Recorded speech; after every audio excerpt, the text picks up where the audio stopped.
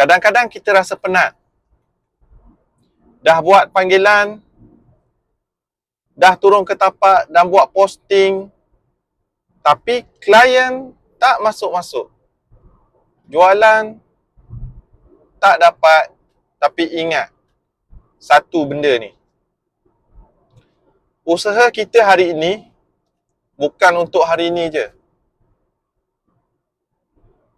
Ianya untuk 2, 3, 4 bulan akan datang.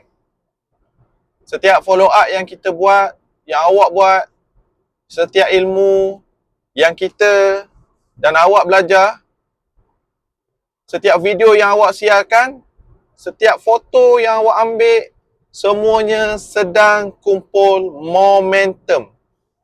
Awak mungkin tak nampak sekarang, tapi bila sampai masanya, anda akan rasa bersyukur.